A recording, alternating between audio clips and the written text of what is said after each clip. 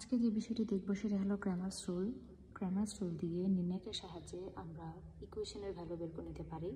যেহেতু এখানে তিনটা ইকুয়েশন গিভেন এবং আমার আননোন তিনটি, অর্থাৎ X Y Z, that means আমার এখান থেকে সলিউশন বের হবে এক্স ওয়াই জেডের। সো চলুন শুরু করা যায় কীভাবে ক্র্যামারস রুল দিয়ে ইকুয়েশনের সলভ বের করতে হয়। এক্ষেত্রে মাথায় রাখতে হবে এগুলো সব একঘাত সমীকরণ, অর্থাৎ এদের প্রত্যেকে দেখবেন পাওয়ার 1। সো এই ক্র্যামারস রুল একঘাত সমীকরণের জন্য প্রযোজ্য এবং এটা নির্ণায়কের সাহায্যে আমরা সলভ করে থাকবো। তো প্রথমত আমরা ক্র্যামারস রুলের ফর্মুলাটা লিখে থাকবো।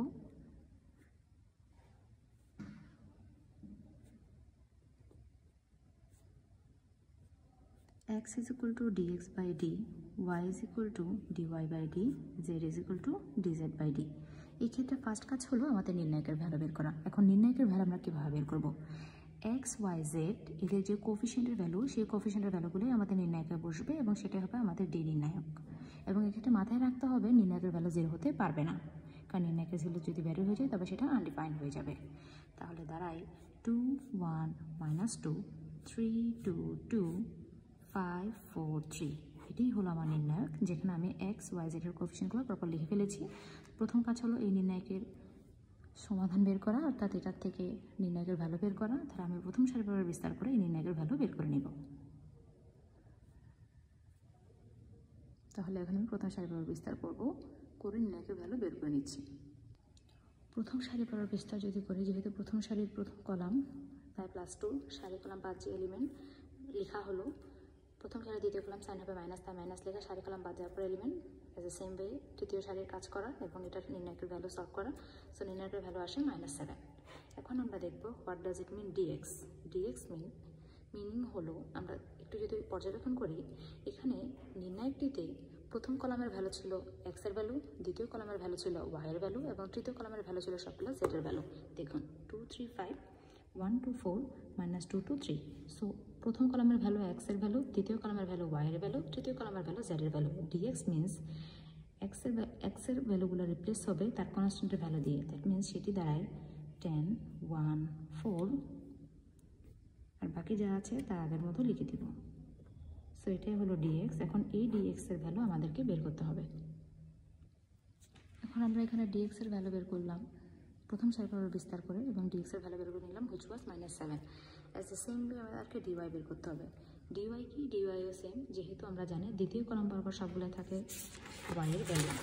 এখানে দ্বিতীয় কলাম বরাবর সবগুলো ওয়াই এর ভ্যালু। সো ডিওয়াই মিনস দ্বিতীয় কলামের ভ্যালুগুলো রিপ্লেস হবে কনস্ট্যান্ট দিয়ে।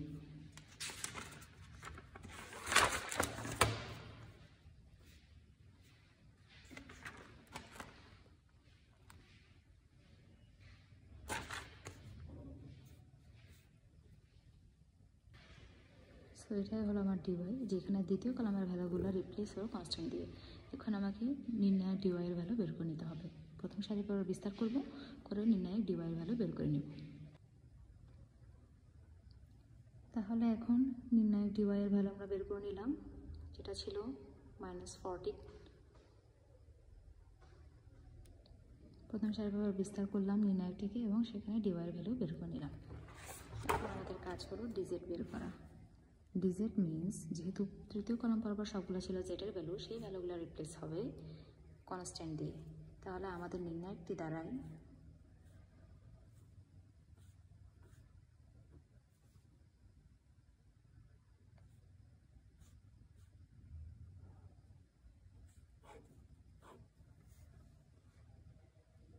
এখন এটাকে আমাদেরকে বিস্তার করতে হবে, বিস্তার করে নির্ণায়কের ভ্যালু বের করে নিতে হবে। ডিজেটের ভ্যালু বের করে নিলাম, ডিজেটের ভ্যালু দাঁড়ায় 21। এখন ক্র্যামারস রুল থেকে আমরা এক্স ওয়াই জেডের ভ্যালু বের করবো। As we know that X is equal to DX by D, Y is equal to DY by D, Z is equal to DZ by D. তাহলে দেখা যাক ডিএক্স ডিওয়াই ডিজেডের ভ্যালু কি হবে। দাঁড়ায় -7, dx which is also -7, dy -14 -7, dz 21 divided by -7। তাহলে দাঁড়ায় 1 2 -3। So this is the solution of the equation where x is equal to 1, y is equal to 2, z is equal to -3.